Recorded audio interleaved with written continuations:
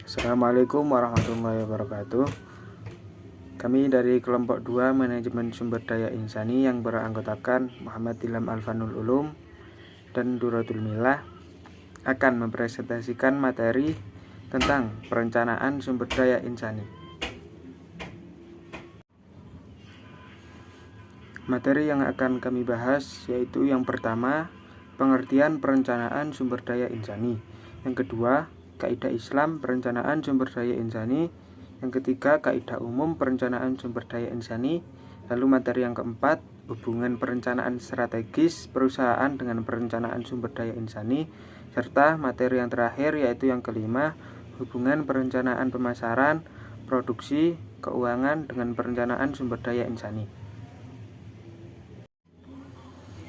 Materi yang pertama, pengertian perencanaan sumber daya insani. Perencanaan sumber daya insani atau biasa yang kita kenal dengan sumber daya manusia merupakan suatu proses bagaimana memenuhi kebutuhan tenaga kerja saat ini dan masa mendatang bagi sebuah organisasi atau sebuah perusahaan. Dalam memenuhi kebutuhan tenaga kerja saat ini dan masa datang, maka proses perencanaan sumber daya insani berarti usaha untuk mengisi atau menutup kekurangan tenaga kerja baik secara kuantitas maupun kualitas. Sedangkan dalam memenuhi kebutuhan tenaga kerja di masa datang, perencanaan sumber daya insani lebih menekankan kepada adanya usaha peramalan atau forecasting mengenai ketersediaan tenaga kerja yang didasarkan pada kebutuhan sesuai dengan rencana bisnis yang ada di masa mendatang. Tujuan perencanaan sumber daya insani yaitu untuk mempergunakan sumber daya manusia seefektif mungkin agar memiliki sejumlah pekerja atau karyawan yang memenuhi persyaratan atau kualifikasi dalam mengisi posisi yang kosong kapanpun dan apapun posisi tersebut. Dengan tersedianya informasi tentang kebutuhan dan kualifikasi yang diinginkan, maka dalam pelaksanaan rekrutmen, seleksi, penempatan, pemeliharaan, pengembangan, serta pemberian kesejahteraan karyawan akan lebih mudah dan lebih terkendali. Kaidah Islam dalam perencanaan sumber daya insani ada 7. Yang pertama yaitu al-ukhuwah dan al-ihsan. Yang kedua yaitu al-adl. Yang ketiga ifa al-aqd. Yang keempat hukuk al-ibad. Yang kelima al-ujrah. Yang keenam at-ta'awun. Dan yang ketujuh al-amanah dan al-ikhlas. Kaidah yang pertama yaitu al-ukhuwah dan al-ihsan atau persaudaraan dan kebajikan. Secara umum, manusia berasal dari orang tua yang sama dan karenanya adalah saudara di hubungan masyarakat. Secara khusus, dasar hubungan antara pengusaha dan karyawan adalah al-ukhuwah atau persaudaraan.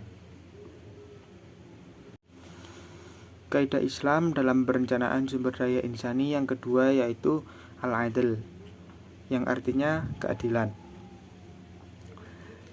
Al-adl ini berarti membayar apa yang menjadi hak orang lain dan perlakuan yang adil dengan semua pihak yang terkait. Yang artinya manajer sumber daya manusia harus mempraktikkan keadilan dalam berurusan dengan karyawan serta perusahaan di keduanya, baik itu kepentingan antar pribadi ataupun kepentingan antar kelompok. Kaidah Islam yang ketiga yaitu ifa al-aqd.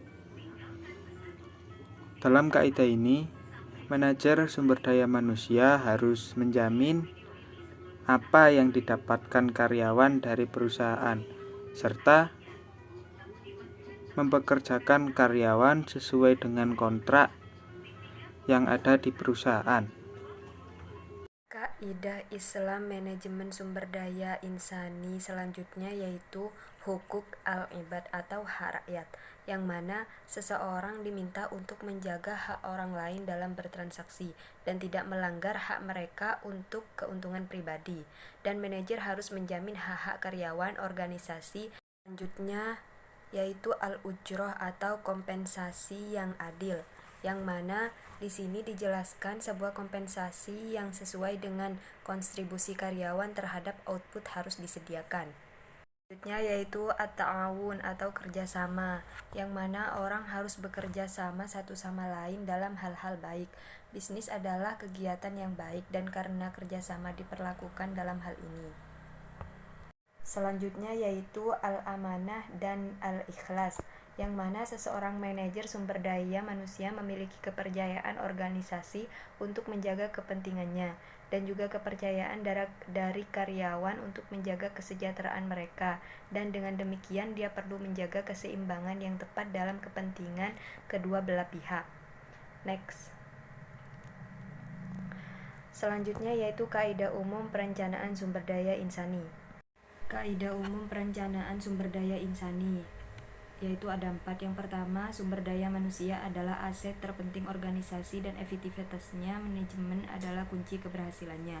2. Keberhasilan ini kemungkinan besar akan dicapai jika kebijakan dan prosedur personel perusahaan terkait erat dengan dan memberikan kontribusi besar bagi pencapaian tujuan perusahaan dan rencana strategis.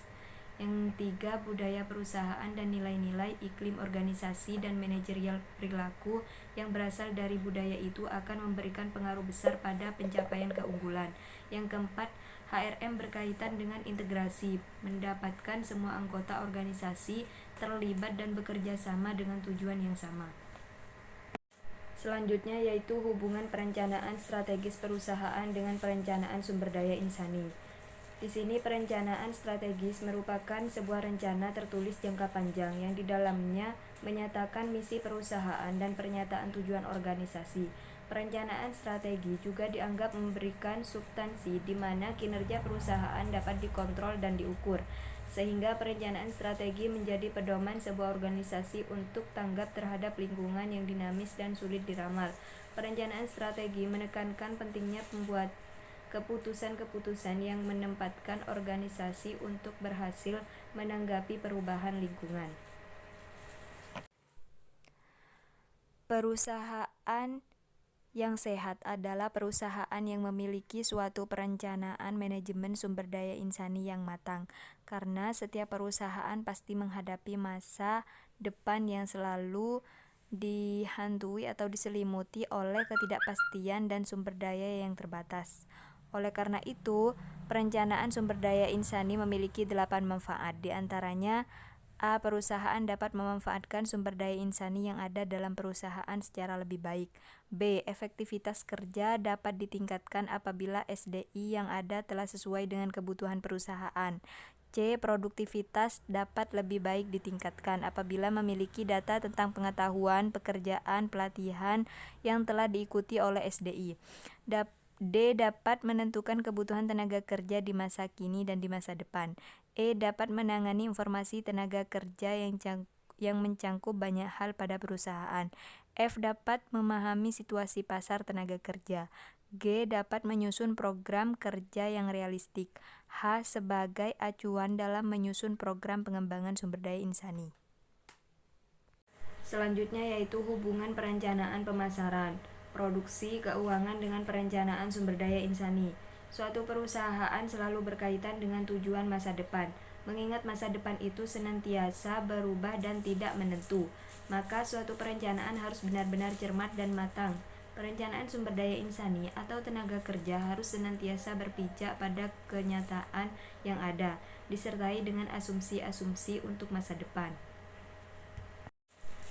Seperti kita ketahui, sumber daya yang dimiliki organisasi sering kita kenal dengan 6M, yaitu man, yang mana tenaga kerja atau karyawan, money, dana atau modal, material, bahan atau buku, metode, cara kerja atau teknologi, machine adalah peralatan dan mesin-mesin, dan market adalah pasar.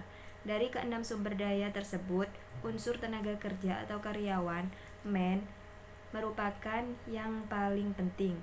Alasannya dikarenakan semua unsur tersebut kecuali unsur tenaga kerja atau karyawan. Man merupakan benda mati yang tidak dapat berbuat apa-apa kecuali digerakkan dan diatur oleh manusia. Thanks. Mungkin cukup sekian dari kelompok kami, kurang lebihnya kami mohon maaf. Wassalamualaikum warahmatullahi wabarakatuh.